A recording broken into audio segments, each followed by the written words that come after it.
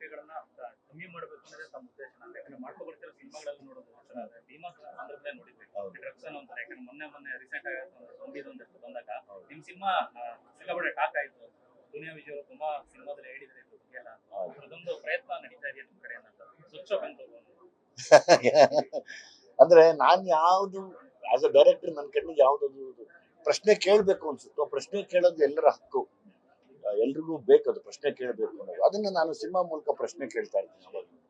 ಪ್ರತಿ ಸಿನಿಮಾಲು city lights ಅಲ್ಲೂ ತುಂಬಾ ಪ್ರಶ್ನೆ ಕೇಳಕ್ ಹೊರಟಿದ್ದೀನಿ. ಅದು ಬಹುಶಃ ನಿಮ್ಮೆಲ್ರಿಗೂ ಅನ್ಸುತ್ತೆ, ಸರ್ವೇ ಸಾಮಾನ್ಯ ಆ ಕತೆ ನೋಡಿರೋರ್ಗೆ ಅಥವಾ ಬೆಂಗಳೂರಲ್ಲಿ ಓಡಾಡೋರ್ಗೆ ಎಲ್ಲರಿಗೂ ಆ ಪ್ರಶ್ನೆ ನಾನು ಕೇಳಬೇಕು ಅನ್ಸುತ್ತೆ, ವ್ಯವಸ್ಥೆ ಕೇಳಬೇಕು ಆ ಪ್ರಶ್ನೆ ಅನ್ಸುತ್ತೆ.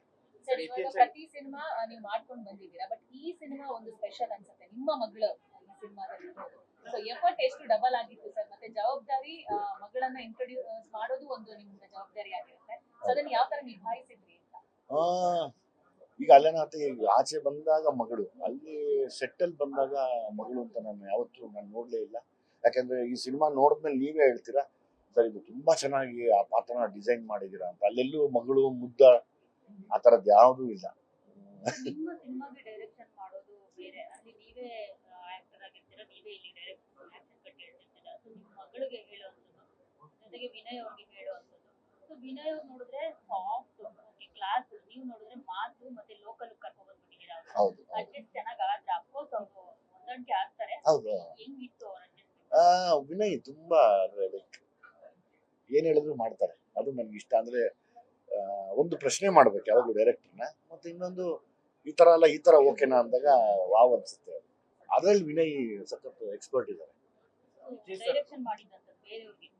ಯಾರು? ನಾನು ಬೇರೆಯವ್ರು ಡೈರೆಕ್ಟ್ ಮಾಡಿದಾಗ ಆಕ್ಚುಲಿ ನನಗೆ ತುಂಬಾ ಇವತ್ತಿಗೂ ಭಯ ಇದೆ.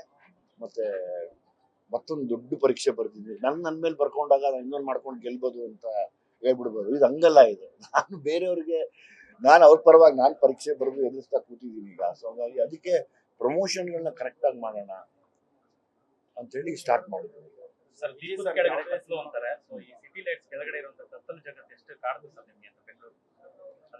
ತುಂಬಾ ಕಾಡುತ್ತಪ್ಪ, ತುಂಬಾ ಕಾಡುತ್ತೆ. ಅದು ಸಿನಿಮಾ ಆದ್ಮೇಲೆ ಅಷ್ಟು ಹಂಚ್ಕೋತೀನಿ.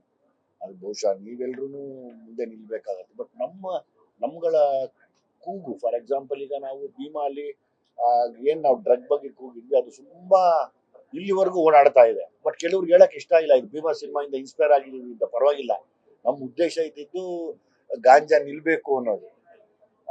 ಕೆಲವ್ರು ಆ ಕೆಲಸ ಮಾಡ್ತಾರೆ, ಅದನ್ನ ಹಿಡ್ಕೊಡ್ತಾ ಇದಾರೆ, ಹಿಡಿತಾ ಇದಾರೆ.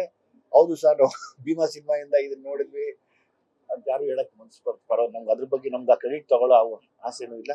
ಅದರಿಂದ ಕಡಿಮೆ ಆಗ್ತಾ ಇದೆ ಅಂದ್ರೆ ಯೂತ್ಸ್ ಹಾಳಾಗೋದು ಕಡಿಮೆ ಆಗ್ಲಿ, ಸ್ಪೆಷಲಿ ಹೈಸ್ಕೂಲ್ ಮಕ್ಕಳು ಗಾಂಜಾ ಸೇರೋದು ಕಡಿಮೆ ಆಗ್ಲಿ. ಆಮೇಲೆ ದಯಮಾಡಿ ಕ್ಷಮಿಸಿ, ಕೆಲವು ಹೆಣ್ಮಕ್ಳು ಕೂಡ ಕೆಲವು ದುರಭ್ಯಾಸ ನಾವು ಸಿಟಿಲಿ ನೋಡ್ತಾ ಇದ್ರೆ ಅಲ್ಲಿ ಇಲ್ಲಿ ಸಿಗರೇಟ್ ಬ್ಯಾಗ್ ಹಿಡ್ಕೊಂಡು ನಿಂತಿರ್ತಾರೆ.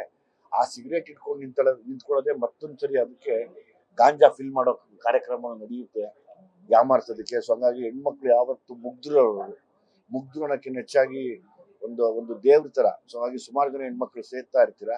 ಒಂದು ಆರೋಗ್ಯಕ್ಕಂತೂ ಯಾವ್ದು ಒಳ್ಳೇದಲ್ಲ, ಅದನ್ನ ಮಾಡಬೇಡಿ. ಆಮೇಲೆ ಗೊತ್ತಿಲ್ಲ, ನೀವು ಮಾಡಿದಾಗ ನಮಗ್ ನೋಡಕ್ ನೋವಾಗುತ್ತೆ ಮನ್ಸಿಗೆ.